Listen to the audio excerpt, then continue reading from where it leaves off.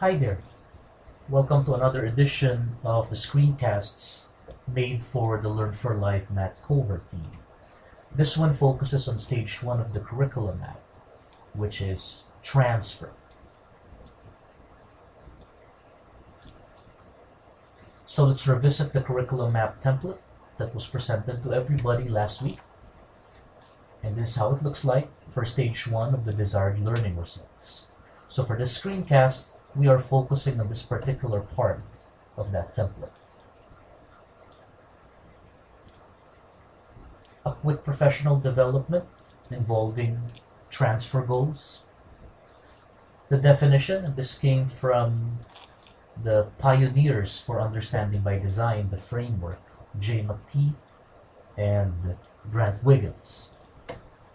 So the transfer goals highlight the effective uses of understanding, knowledge, and skill that we seek in the long run.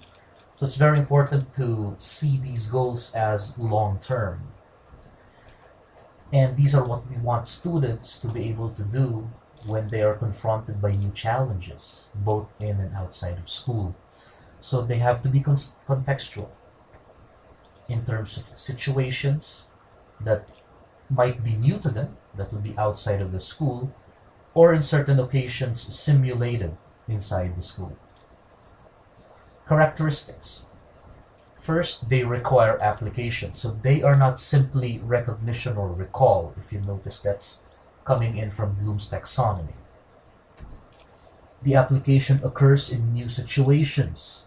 So these are not ones previously taught or encountered. That is, these tasks cannot be accomplished as a result of rote memory or plugging in. The transfer requires a thoughtful assessment of which prior learning applies here. That is, some strategic thinking is required. So it's not simply following a recipe or a series of steps. That is insensitive to context. Learners must apply their learning autonomously, so unscaffolded, unassisted. These must be done on their own without teachers prompting or supporting students. Transfer calls for the use of habits of mind. So what comes to mind are the mathematical practices from the Common Core State Standards. More specifically, it entails good judgment, self-regulation, and persistence, along with academic understanding, knowledge, and skills. So here are some examples, and this came from the authors themselves of UBD. Students will be able to independently use their learning to recognize and solve practical or theoretical problems involving math, including those for which the solution approach is not obvious, using math reasoning tools and strategic thinking. So right off the bat, you notice there's a mixture of the different mathematical practices. We have here the use of tools, reasoning, strategic thinking, and also practical or theoretical problems. Some transfer goals also pinpoint to particular topics. In this case, in this unit, students will solve real-world problems involving ratio and proportion. Other examples, and this came from the different states who decided we're going to create transfer goals that are statewide. So one example came in from Massachusetts. Interpret and persevere in solving complex mathematical problems using strategic thinking and expressing answers with a degree of precision appropriate for the problem context. If you notice, it's again contextual, and there's the degree of precision, which is again one of the mathematical practices. Express appropriate mathematical reasoning by constructing viable arguments, critiquing the reasoning of others, and attending to precision when making mathematical statements. Here, there's an element of critiquing the reasoning of others, so evaluating the validity of their arguments. Apply mathematical knowledge to analyze and model mathematical relationships in the context of a situation in order to make decisions, draw conclusions, and solve problems.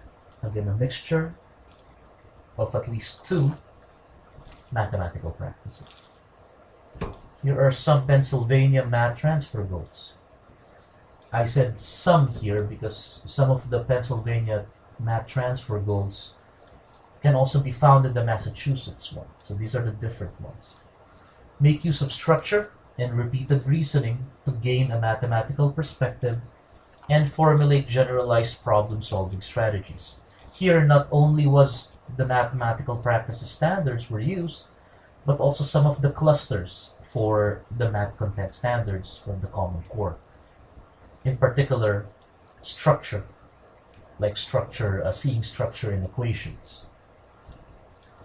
Communicate precisely when making mathematical statements and express answer with a degree of precision appropriate for the context of the problem situation.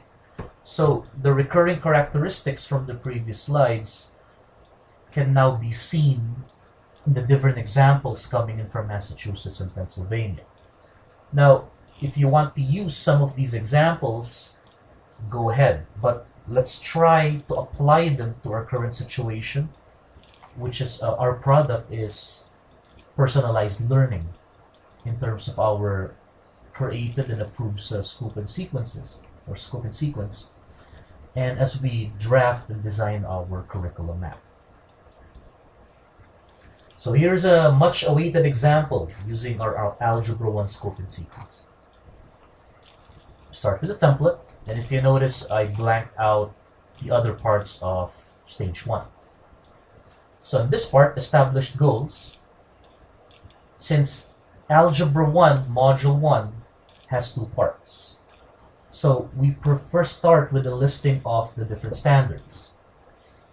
So again, this only applies to Module 1 because it's 2 parts. And also a listing of the mathematical practices. Now, as we draft the transfer goal for Module 1 of Algebra 1, we look back at the instructional notes for math practice standards from our scope and sequence. And as I mentioned in one of our web meetings, this will be your best friend in creating not only the transfer goals, but also the meaning part and the acquisition part. So looking at this, these show you how the 3 mathematical practices are fused together or work in conjunction in order to attain what we want, our desired learning results for the first module.